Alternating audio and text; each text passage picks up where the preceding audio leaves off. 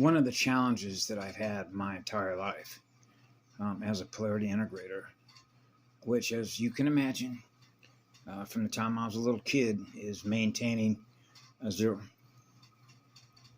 When you're in a polarized environment, right, in a fallen system in which you're dealing with artificial intelligence or finite light, right, consciousness. The consciousness itself is finite, okay, as a result of what they put together and engineered because they're highly intelligent, right?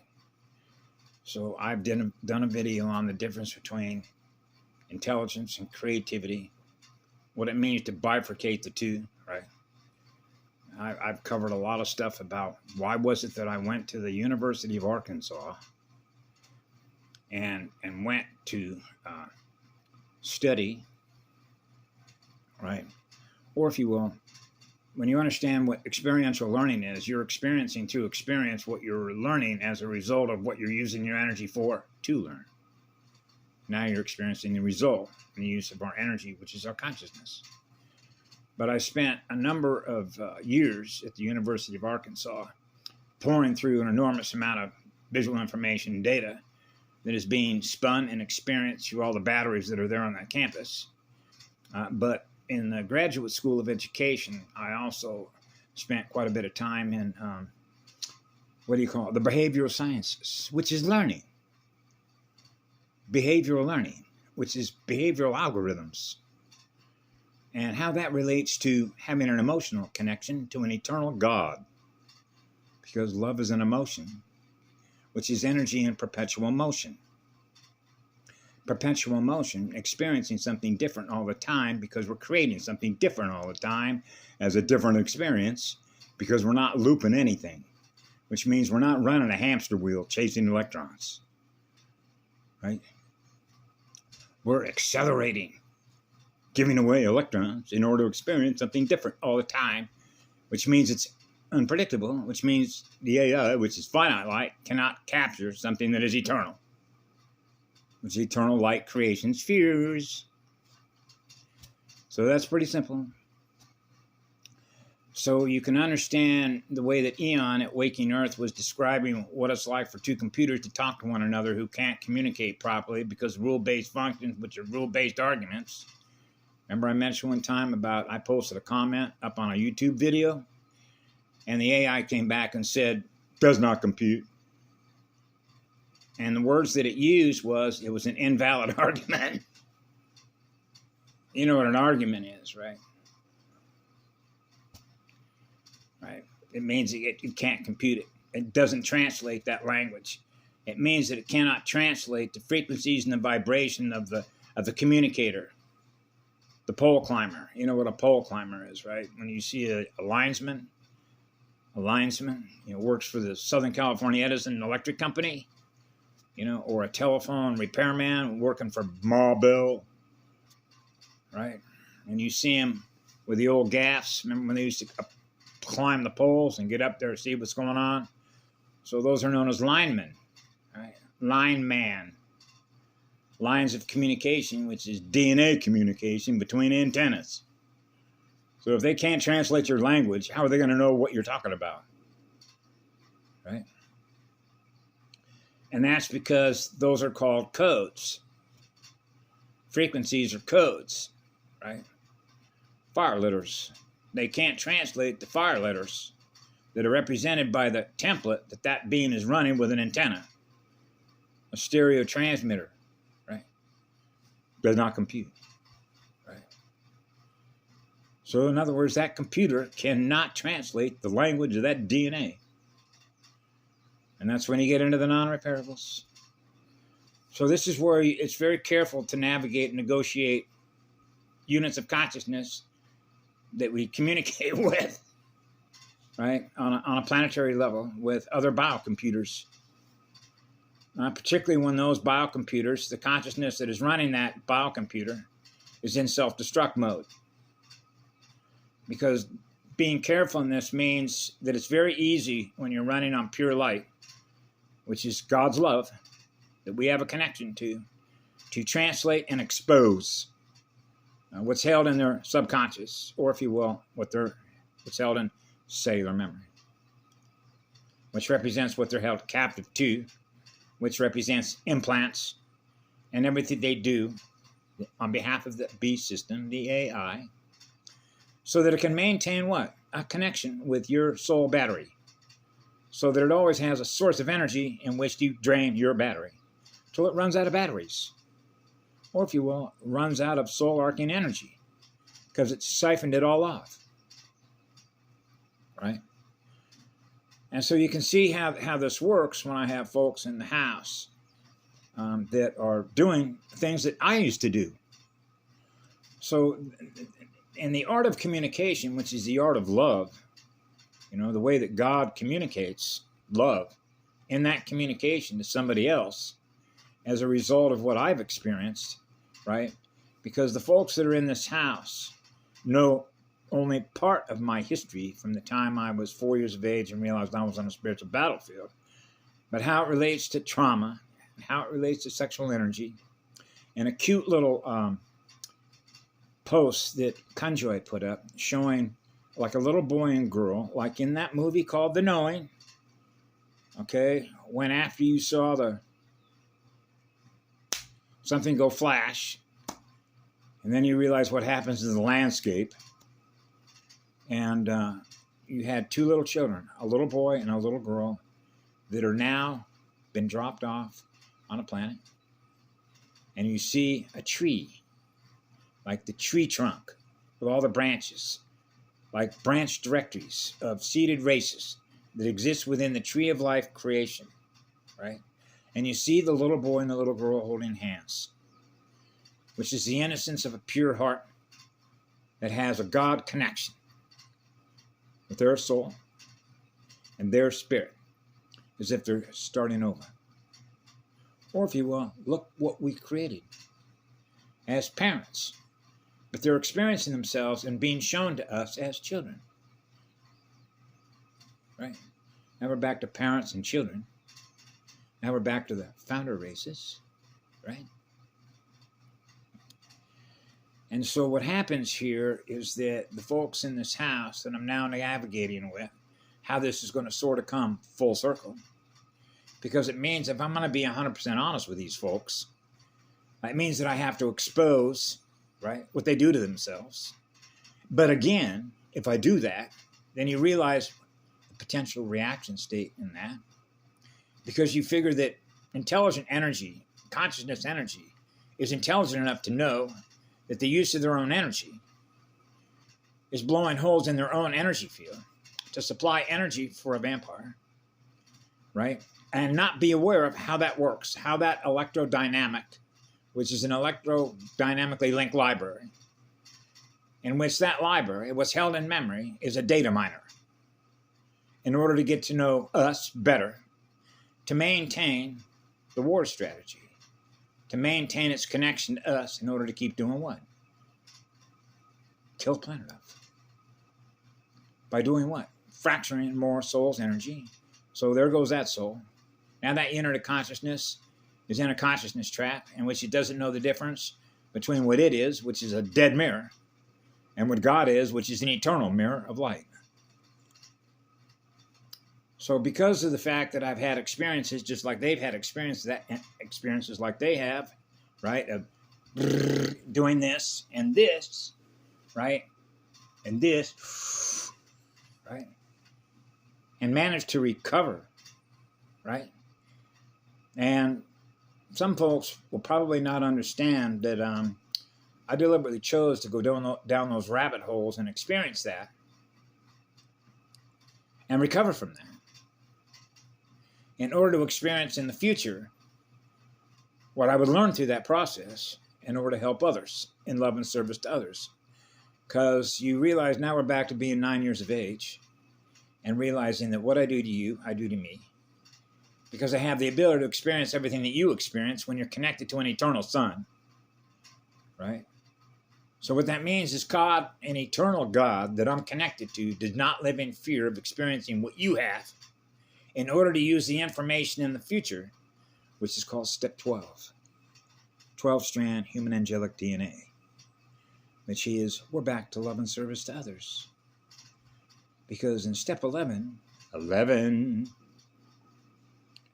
as a result of a spiritual awakening, which means we have surrendered ourselves back to God, the God that loves us. Now, instead of being an inverter, we're a torque converter. We restored ourselves. So then it becomes sort of a lengthy process of rebuilding everything that was lost as a result of choosing to come in here to begin with, knowing that this day was going to come when the NOMI Stealth Code, right,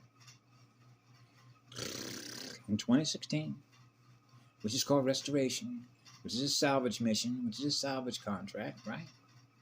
So sometimes I have to remember to be very careful and soft and be feely touchy on how I'm going to communicate while maintaining the absolute integrity of honesty and truth and being honorable.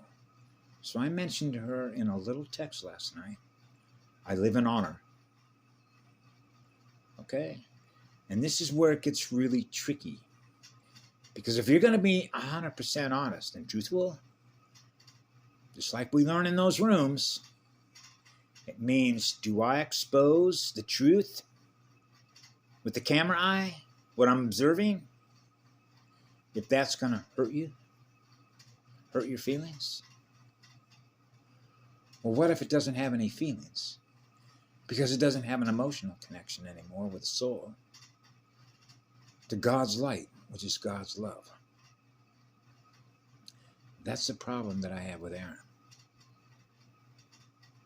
Remember, I talked about Aaron?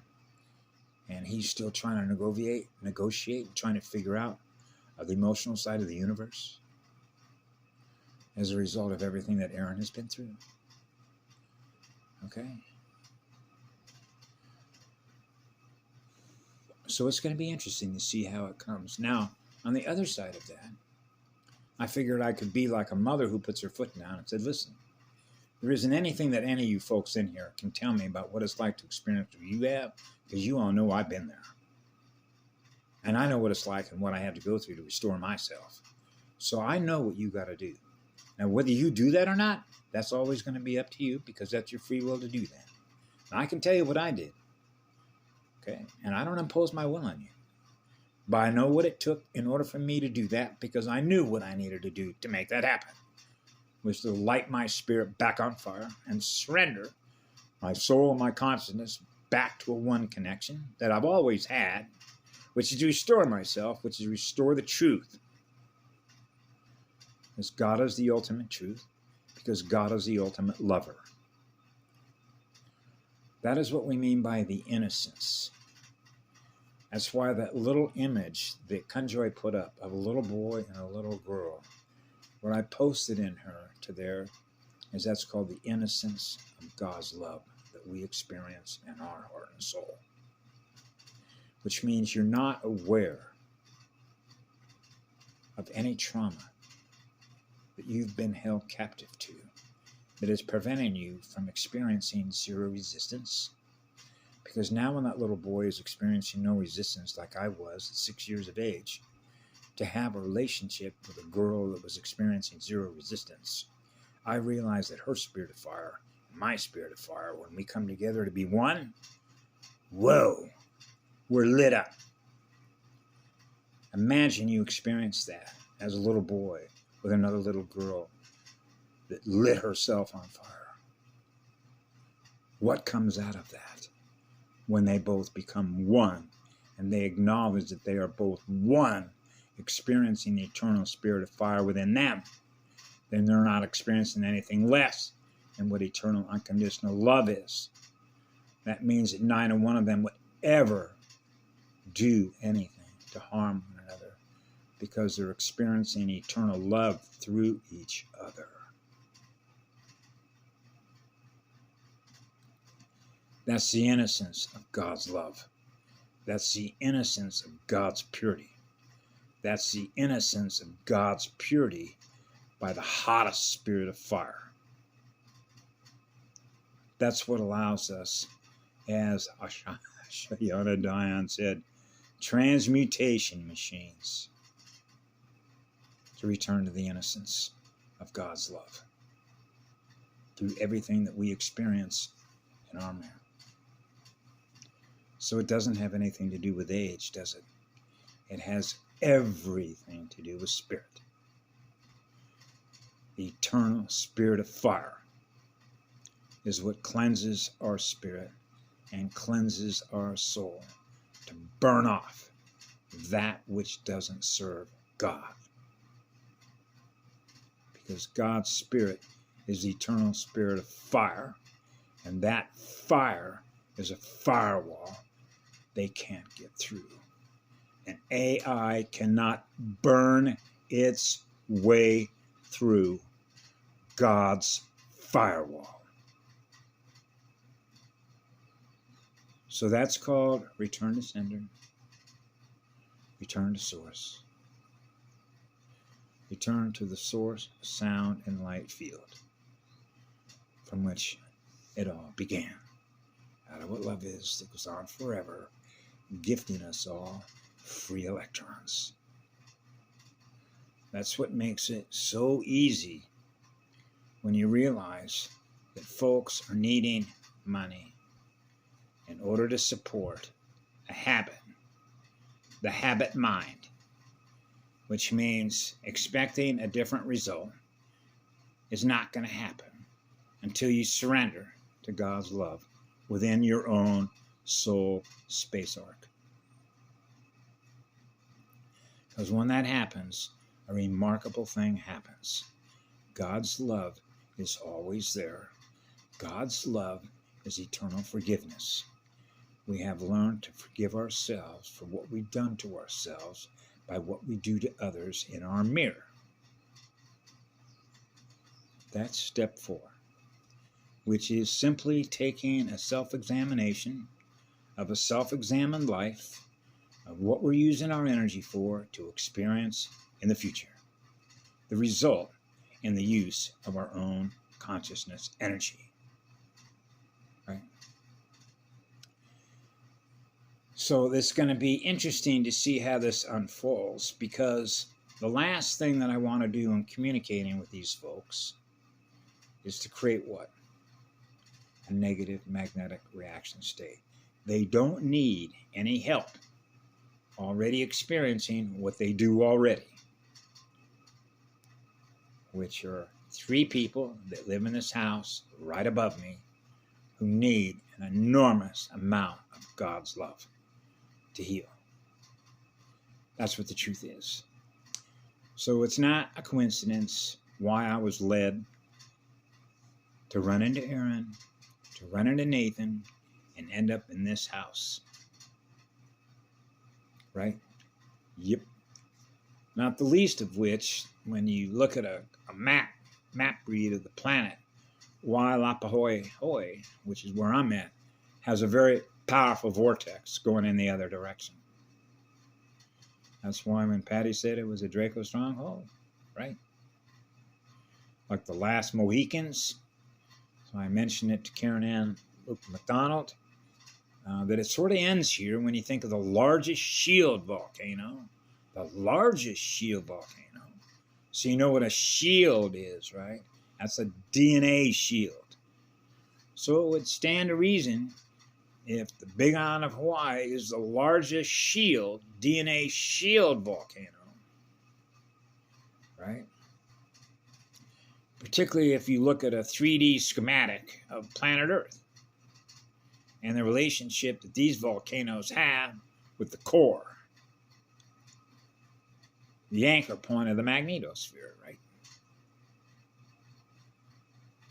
Yep. And so, as a result of that, then you can understand how much fire there is on this rock. And I know because I've experienced it. And of course, the relationship that I have with the island of Kauai, right? What I call Mama's Flower Shop. Right down the road. What is it, Mama? 200 miles? No way, I think it's 200 miles.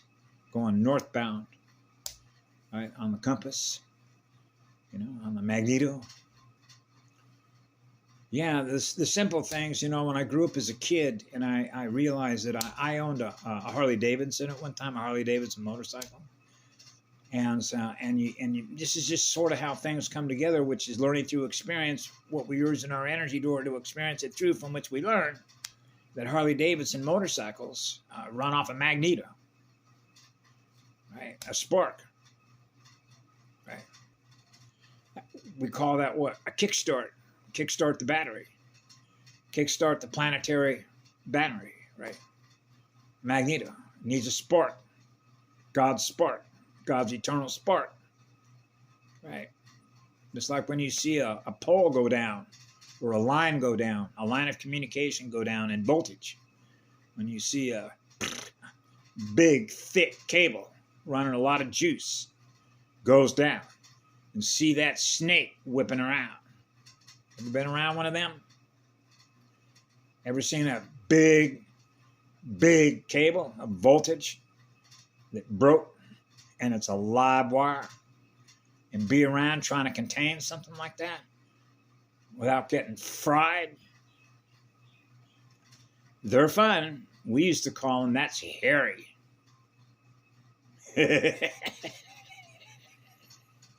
You got to be faster with that Merkaba vehicle, right? Hey. The sun is smiling. I felt the smile of the sun. Thank you all for being here. Thank you for your energy. Thank you for your energy. We love you all. Be good to yourselves.